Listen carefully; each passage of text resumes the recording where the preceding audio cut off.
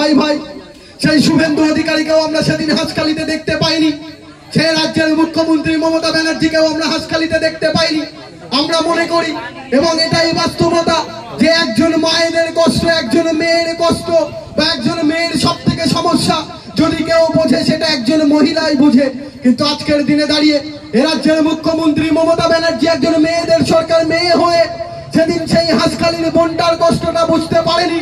তার দলের পঞ্চায়েতের প্রধানের ছেলে সেই নরপশু, তিনি সেই বোনটাকে ধর্ষণ করে জ্বালিয়ে পুড়িয়ে মেরে দিল।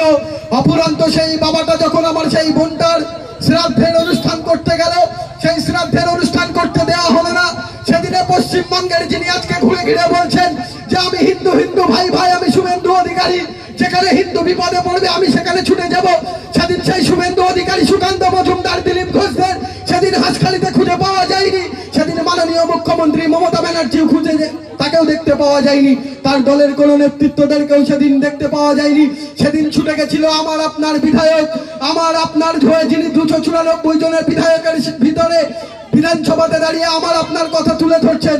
সেদিন সেই পীরজাদা নওশাদ সিদ্দিকী মাথায় টুপি রেখে দাড়ি রেখে সেদিন সেই হাসখালি আদিবাসী বোনটার বাড়িতে ছুটে গেছিল এবং সেখানে সেই বাবা কাকাটার সামনে দাঁড়িয়ে বলেছিল যদি এ রাজ্যের মুখ্যমন্ত্রী মমতা ব্যানার্জির পুলিশের গুলি বন্দুক থেকে বার হয় সেই গুলিটা সর্বপ্রথম পীরজাদা নওশাদ সিদ্দিকীর বুকে লাগবে।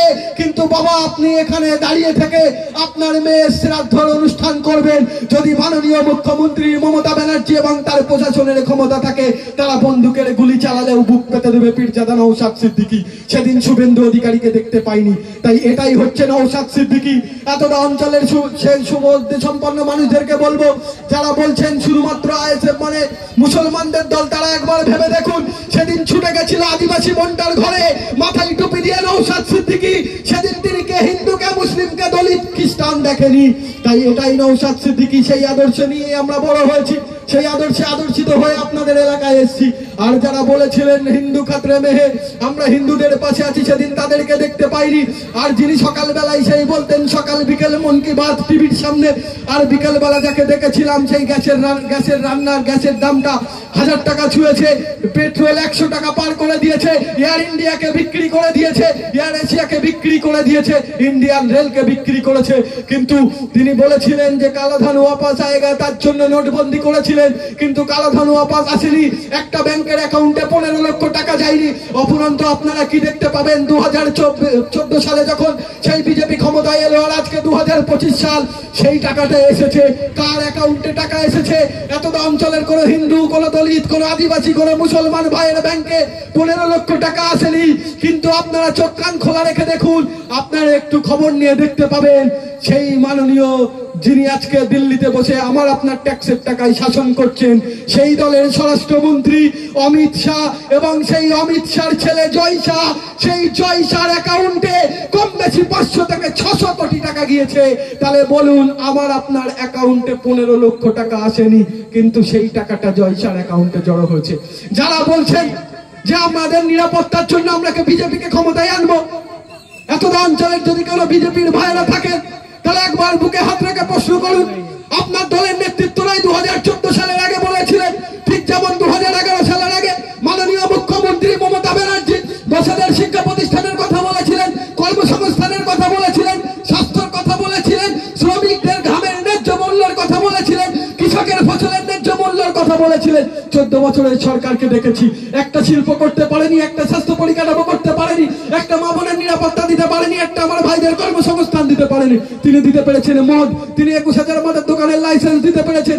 অপরন্ত আমরা কি দেখেছি ঠিক 2014 সালে যখন সেই দিল্লিতে ক্ষমতায় এলো, তিনি air India, air Asia, Indian oil সবকিছুকে বিক্রি করে দিয়ে, নিলাম করে দিয়ে দেশটাকে একটা ভিখারিতে পরিণত করেছে।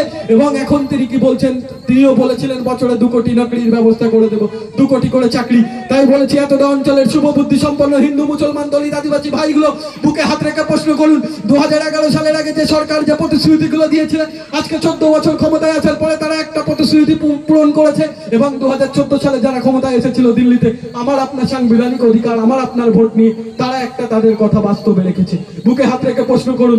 কিন্তু যাদের মৌলিক দায়িত্বের ভিতরে শিক্ষা, স্বাস্থ্য, নিরাপত্তা ছিল, কর্মসংস্থান ছিল, তারা আমরা কি দেখতে পেয়েছি? একজন বলছেন জয় শ্রীরামের ধ্বনি দিতে দিতে তিনি গিয়ে কি বলছেন, অতিরিক্ত হিন্দু ভক্তি দেখাতে দেখাতে যাদের দায়িত্ব ছিল আমার কর্মসংস্থান, আমার স্বাস্থ্য, আমার শিক্ষা, আর আজকে তারা কি করছে, জয় শ্রীরামের ধ্বনি দিতে দিতে তারা কখনো গিয়ে দেখছে অযোধ্যায় রামের মন্দির বানিয়ে হিন্দু ভক্তি দেখাচ্ছে।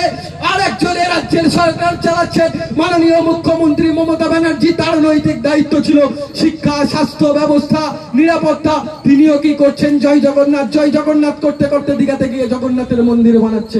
এ মাইকের আওয়াজ যদি কোনো হিন্দু ভাইয়ের কানে গিয়ে পৌঁছায় বা কোনো মুসলমান ভাইয়ের কানে গিয়ে পৌঁছায়, কোনো তৃণমূল নেতৃত্বদেরকে বলতে চাই যে সরকারের মৌলিক দায়িত্ব শিক্ষা, স্বাস্থ্য, নিরাপত্তা, কর্মসংস্থান। আর আজকে 2014 সালের পর থেকে 2011 সালের পর থেকে একটা ভাই বোন গুলো চাকরি পায়নি, কর্মসংস্থান পায়নি, শিক্ষা পায়নি, না রাজ্যে নতুন করে গোটা দেশে কোনো নতুন করে শিল্প তৈরি হয়নি। কিন্তু দেখতে পাচ্ছি কেউ বলছেন জয় শ্রীরাম, কেউ বলছেন জয় জগন্নাথ। এতটা অঞ্চলের শুভবুদ্ধি সম্পন্ন মানুষদেরকে বলতে চাই, বুকে হাত রেখে প্রশ্ন করুন তো, আমি মুসলমান ঘরের ছেলে, আমি যদি কাল সকালবেলা শুধু বলি নারাই তাকবীর আল্লাহু আকবার, আমার পেটে কি ভাত যাবে? আর আপনি এতটা অঞ্চলের সেই সকল হিন্দু ভাই যদি থাকেন, তারা বলুন যে আমি যেমন নারাই তাকবীর আল্লাহু আকবার যদি সকাল থেকে একজন মুসলিম হয়ে সকাল থেকে সন্ধ্যা পর্যন্ত বলি, আমার পেটে ঠিক ভাত যাবে না। কিন্তু একটা কথা বলুন, আপনি হিন্দু ভাই, আপনি যদি বলেন জয় শ্রীরাম জয় শ্রীরাম জয় শ্রীরাম, রামের জয় হোক, রামের জয় হোক, রামের জয় হোক, আপনার বাড়ির একটা বেকার যুবকের কর্মসংস্থান হবে, বা আপনার পেটে ভাতটা যাবে, বা আপনার নিরাপত্তা সুনিশ্চিত হবে, এটা বলতে পারবেন? বা কেউ যদি বলে জয় জগন্নাথ জয় জগন্নাথ জয় জগন্নাথ, জগন্নাথকে জয় হোক, জগন্নাথের জয় হোক। জয় জগন্নাথ মানে কি? জগন্নাথ দেবের জয় হোক। জয় শ্রীরাম মানে কি? শ্রীরামচন্দ্রের জয় হোক। আমি হিন্দু মতের নয়, আমি মুসলমান ছেলে হয়ে আমি ধর্ম যতটা দেখেছি, আরে ধর্মটা হচ্ছে অন্তরের বিশ্বাসের ব্যাপার। আমি মুসলিম ধর্মের মানুষ, মুসলিম ধর্মের মানুষ, আমার ধর্মের প্রতি ভক্তি ভালোবাসাটা আমার ভিতরে থাকবে। আমি নারাই তাকবীর আল্লাহু আকবার বললে আমার ধর্মের পরিচয় হবে না, আমাকে মুসলিম প্রীতি দেখানো যাবে না। ঠিক তেমন আপনি বলুন, যদি আমি যতটা জেনেছি শ্রী রামচন্দ্র কখনো বলেননি যে জয় শ্রীরাম বলতে বলতে, জয় শ্রীরাম বলতে বলতে ভারতবর্ষের নাগরিক, সে হিন্দু হোক, মুসলিম হোক, জৈন হোক, আদিবাসী হোক, খ্রিস্টান হোক, তার উপরে অত্যাচার করতে হবে, তার দাড়ি ধরে টানতে হবে, কাউকে ট্রেন থেকে লাথি মেরে ফেলে দিতে হবে, কোনো মহিলার উপরে জয় শ্রীরাম বলতে বলতে গিয়ে অত্যাচার করতে হবে, বা জয় জগন্নাথ করতে করতে গিয়ে অত্যাচার করতে হবে। আসুন, একটা সরকারের মৌলিক দায়িত্ব সেই শিক্ষা, স্বাস্থ্য, আর কি নিরাপত্তা, আর কর্মসংস্থান। কিন্তু দুটো সরকারই সেই তাদের মৌলিক অধিকারগুলো ভুলে গিয়ে আজকে সাম্প্রদায়িক বীজ ছড়াচ্ছে। আর নাগপুর থেকে আমাদের সেই দাদা বলে দিচ্ছেন, আর দিল্লিতে তিনি জগন্নাথের জয় রামের মন্দির তৈরি করছেন। আর এ রাজ্যেও শিক্ষা নেই, স্বাস্থ্য নেই, কর্মসংস্থান নেই, শিল্প নেই। হঠাৎ করে জগন্নাথ দেবের মন্দির তৈরি হয়ে গেল। মন্দির তৈরি হওয়া ভালো কথা, আমার হিন্দু ভাইরা পূজা অর্চনা করবে, তাদের ধর্মের নিয়ম নীতি মানবে, এটাই আমরা চাই। কারণ আমরা আমডাঙ্গাতে বড় হয়েছি, আমার বাড়ির অনতি দূরে, কিছুটা দূরেই বিখ্যাত কালী মন্দির। আমরা কোনোদিন সেই কালী মন্দিরের সামনে দিয়ে যাওয়ার সময় আমার কোনো হিন্দু ভাই বলেনি ওটা জুলফিকার যাচ্ছে, তাই যে মুখ ভাসাতে হবে, কি টোন টিটকিরি মারতে হবে। কিন্তু 2011 সালের পর থেকে সেই মন্দিরের সামনে দিয়ে যখন যাই, আমার বুকের ভিতরে একটু ভয় জন্ম নিয়েছে।